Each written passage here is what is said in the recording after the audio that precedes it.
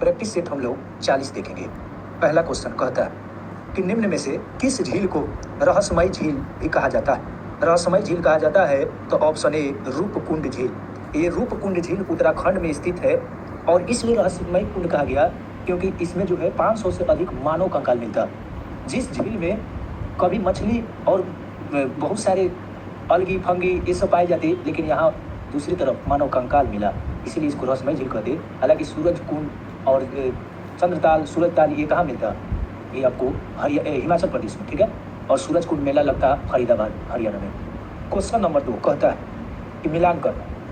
खाद्य उत्पादन वृद्धि तो हरित क्रांति से रिलेटेड है और दूसरा दूध उत्पादन तो श्वेत क्रांति, मत्स्य पालन नीली क्रांति और उर्वरक भूरी क्रांति। तो ऑप्शन की बात करेंगे तो option 1, 3, 2, 4 right answer. Question number यानी 2 का ऑप्शन ए राइट हो जाएगा, 1, 3, 2, 4। क्वेश्चन नंबर 3 कहता है करनाल बंट रोग किस फसल से संबंधित है? ये गेहूं में, तो ऑप्शन सी राइट होगा। यानी करनाल बंट जो है गेहूं में रोग हो जाता और ये कवक के कारण होता और उस कवक का नाम है टिलेटिया इंडिका। टिलेटिया इंडिका एक कवक है यानी फंगी है, इसके कारण करनाल बंट गेहूं में हो जाता है। क्वेश्चन नंबर 4 कहता है कि ग्रेट विक्टोरिया मरुस्थल कहाँ स्थित है? तो ग्रेट विक्टोरिया मरुस्थल ऑस्ट्रेलिया में स्थित है और ग्रेट बियर झील कह दे तो कनाडा में, और ग्रेट बियर झील ये कनाडा का सबसे बड़ा झील है और दुनिया का 8वां सबसे बड़ा झील।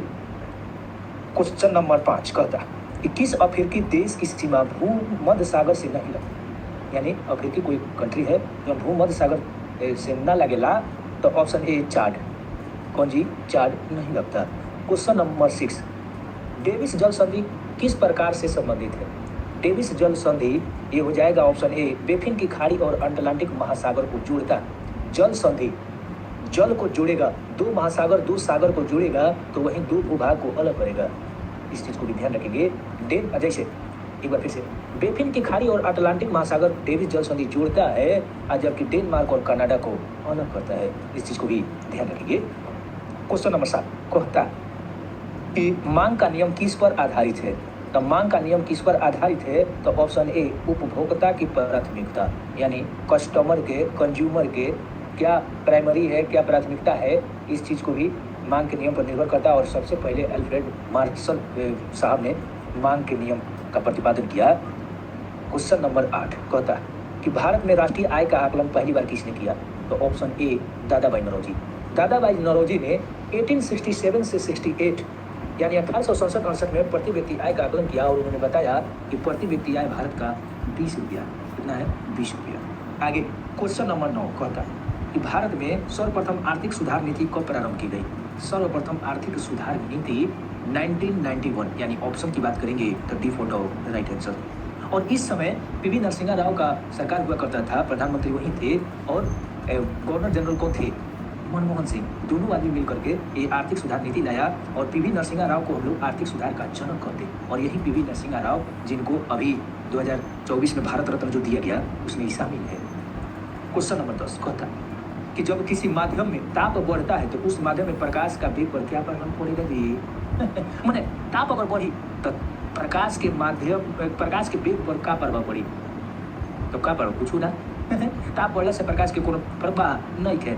तो किस पर पड़ता है? अगर ताप बढ़ेगा तो ध्वनि की चाल बढ़ती है, समझ रहे ना? जितने ताप बढ़ेगा उतना ही ध्वनि की चाल बढ़ जाती है। हालांकि ध्वनि की चाल ह्यूमिडिटी पर भी निर्भर करता है। क्वेश्चन नंबर 11 कहता कि डायनेमो वह यंत्र है जो निम्न ऊर्जा को परिवर्तित करता, यानी डायनेमो क्या से क्या में बदलता?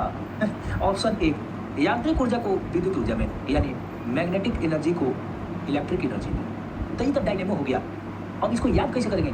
और इसी से रिलेटेड देखिए एक होता है, पूछता है विद्युत मोटर, चाहे खाली कहता है कि विद्युत मोटर चाहे विद्युत मोटर। तो मोटर किस में करेगा? तो इलेक्ट्रिक टू मैग्नेटिक, दोनों में अंतर है। तो याद कैसे रखेंगे? तो हिंदी से याद रखिए डायनेमो यांत्रिक से विद्युत, यह है यांत्रिक से विद्युत।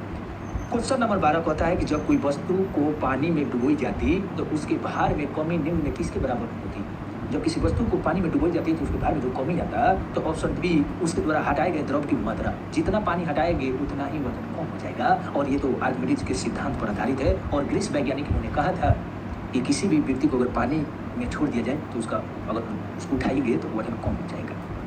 जब कोई कुआं के पानी तालाब निकाले और कुआं से पानी निकाले तो पता चलेगा। क्वेश्चन नंबर 13 कहता है कि चिनार वन जीव बिहार किस राज्य में स्थित है? तो चिनार ये केरल में, नाम से लग नहीं रहा, नाम से लग रहा है कि उत्तर भारत का कोई नाम होगा, लेकिन देख रहे हैं कितना घुमाया है। उत्तर सब लगभग मध्य प्रदेश, हिंदी भाषी देखिए, मध्य प्रदेश, बिहार, महाराष्ट्र लगे यही है, लेकिन हाँ चिदम्बरम, वायनाड, तिरुवनंतपुरम, ये सब ना केरल का नाम है, लेकिन चिनार वन जीव बिहार जो है केरल में, इसलिए ध्यान रखना है। क्वेश्चन नंबर 14 कहता है कि पृष्ठ तनाव सरफेस टेंशन का एसआई मात्रक क्या होता है? न्यूटन पर मीटर। न्यूटन पर मीटर जो है पृष्ठ तनाव का एसआई मात्रक होता है। इससे बढ़िया क्वेश्चन तो बन जाता है जब किसी द्रव को, किसी लिक्विड को जब हम हीट करते हैं, गर्म करते हैं, तो उसका पृष्ठ तनाव पर क्या प्रभाव पड़ता है? तो पृष्ठ तनाव घट जाता है। पृष्ठ तनाव क्या हो जाता है? घट जाता है जब टेम्परेचर देंगे। क्वेश्चन नंबर 15 कहता है कि निम्नलिखित में से फास्फोरस का अयस्क नहीं है। फास्फोरस का अयस्क नहीं है, तो ऑप्शन ए ग्रेनाइट। ग्रेनाइट तो हमने देख ले बनी सो कि अग्नि चट्टान के उदाहरण हो, तो option A right answer. Question number 16 कहता है कि रासायनिक तत्वों के दूसरे तत्वों के योग करने की क्षमता निम्न में से किसके द्वारा पता लगाया जाता? किसके द्वारा पता लगाया जाता जी? तो ऑप्शन ए संयोजकता। संयोजकता को इंग्लिश में वाइलेंसी कहते हैं, और वाइलेंसी मतलब क्या? किसी भी ऑर्बिट के बाहरी इलेक्ट्रॉन को वाइलेंसी कहते हैं। क्वेश्चन नंबर 17 वेल्डिंग के लिए निम्न में किस मिश्रण का प्रयोग किया जाता? तो ऑप्शन ए आयरन ऑक्साइड और एल्युमिनियम। आयरन ऑक्साइड और एल्युमिनियम का उपयोग हम लोग वेल्डिंग के रूप में करते हैं, लेकिन आप लोग पढ़े होइएगा कि ऑक्सीजन और एसिटिलीन मिलकर वेल्डिंग में उपयोग होता है। दोनों सही बा, अपना अपना जगह पर दोनों सही बा। आगे क्वेश्चन नंबर 18 कहता है कि वॉशिंग सोडा यानी धोने वाला सोडा, उसको धोन सोडा के नाम से जानते हैं, निम्नलिखित में से किसका सामान्य नाम है? Option B sodium carbonate. Sodium carbonate को हम लोग वॉशिंग सोडा के नाम से जानते हैं, और जिसका उपयोग कपड़ा साफ में करते हैं, और इसका अगर रासायनिक सूत्र के केमिकल फार्मूला की बात करेंगे तो Na2CO3 × NH2 है ना, ये हो गया।